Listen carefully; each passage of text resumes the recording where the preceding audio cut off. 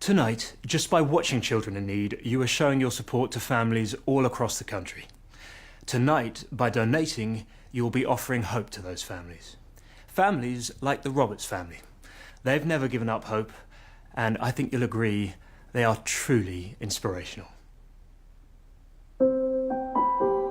Edward was 6 when Henry was born, so he'd spent 6 years as an only child, and all he ever wanted really was a little brother or sister to play with. So he was really excited. They adore each other.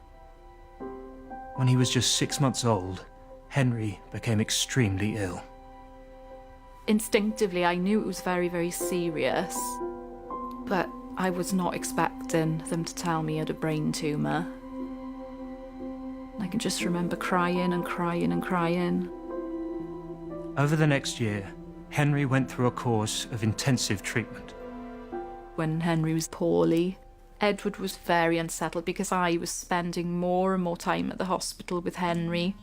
He was worrying and it was just coming out in his behaviour. He was very emotional.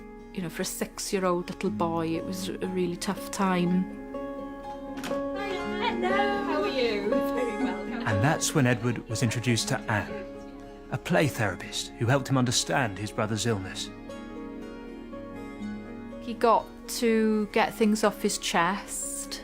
I think that was really important for him, and it was just for him, somebody really special to come and see him, and that really made a difference to him.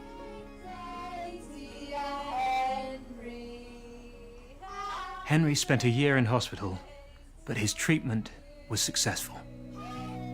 Things were looking more positive. We were starting to feel maybe we wouldn't need to be looking back, we could just look forward.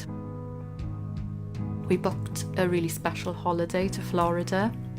Edward was really excited. I don't think he really believed it was happening because he kept asking me, are we really going to Disney World? But less than a week after telling him, we discovered he had a lump on his leg. The family were told the dreadful news that Edward too had been diagnosed with cancer. A different kind from his brother's, but one that required immediate treatment. When they told me about the cancer thing, it was just a really scared, sad, horrible feeling. It was terrible. Edward started a course of chemotherapy on the same ward his younger brother had been to. To be back with Edward was just something we'd never ever envisaged happening. They started him on a really intensive chemo, which made him really, really unwell. He said, Mum, it makes you want to give up on life. You know, it's not something a child should ever have to think about.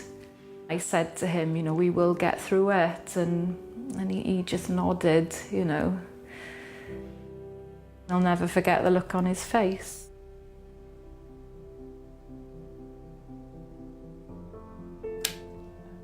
Is yours? Because of your donations, Anne is back to support the whole family once again.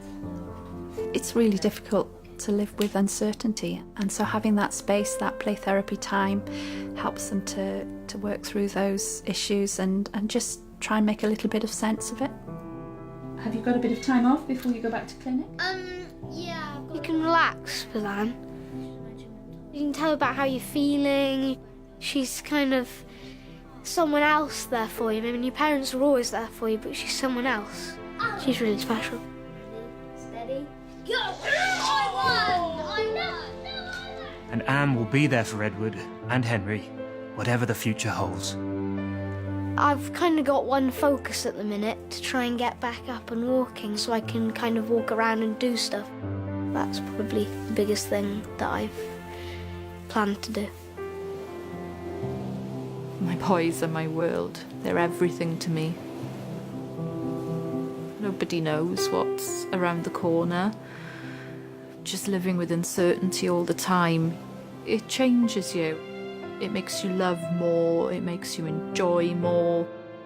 It makes you live for the moment. Hope keeps us going. Hope that The boys will have a really good future.